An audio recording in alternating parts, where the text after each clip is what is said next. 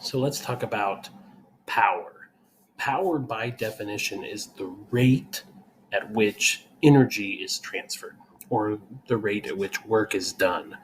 Now, the thing about power and rate is we've talked about rates left and right this year. We've talked about it from the very beginning of the year, and I want to talk to you about what the word rate means. And so, if you remember way back when, we had in Unit 2, we talked about CV, or constant velocity particle model. And we had a graph that looked like this when we did that, where we had, and maybe it didn't run through 0, 0, but on a position versus time graph, we got a line. And that line had a constant slope. That slope, in this case, if you remember, the slope of a position versus time graph represents the velocity.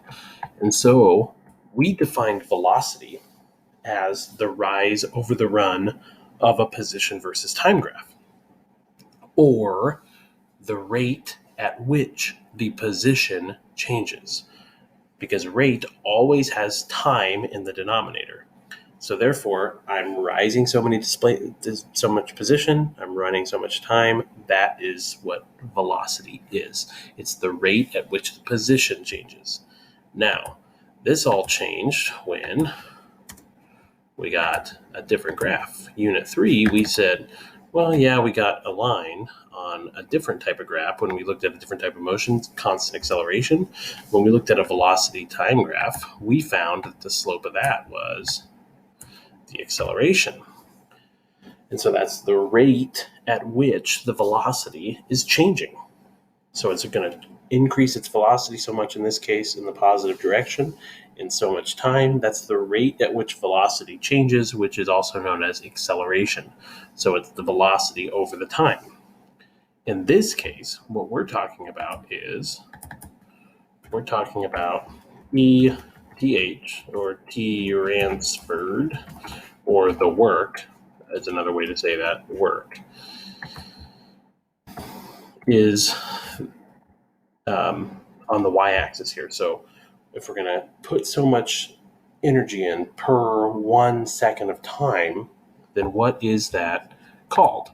That's called power, which is stood by capital P. That's like the variable that's used to represent power. So power would be the slope of this graph of energy transferred versus time.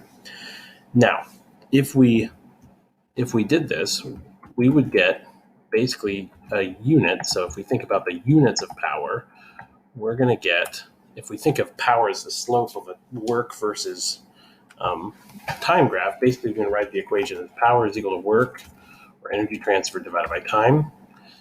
And so when we do that, we're going to get, well, energy has units of joules, and so the units will be joules over, and the standard unit for time is seconds.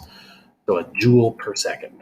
So basically what that means is every second I'm putting out this much energy in joules to do whatever I'm trying to do. They don't like to write joules per second. They like to call that a different unit, kind of like a Newton and a joule and things like that. So what they do is they call that a watt, which is represented by capital W. Watt, did you say? Ha ha ha ha. Yes, it is a watt. Now, if we talk about the base units of this, a watt is the same thing as a joule per second, but now let's break it down one step further. A joule, we know, is a kilogram times meters squared, this, yeah, over seconds squared. And so then if I'm dividing that by seconds, then this is going to equate to kilogram times meters squared over seconds to the third power. This is what the base unit for a watt is. Oh gosh, didn't mean to do that. That's it right there. So power is measured in watts, although you can also measure it in other things. So in this lab, what you're going to be doing is you're going to be running upstairs. You're going to figure out how much energy you got transferred, or in other words, you're going to figure out this top number here. You're going to measure the time, in other words, find this, and basically you're just finding the slope of this line. Now, this graph would assume the power output is constant, and so if you're running at a constant rate up the stairs, then that would be pretty accurate.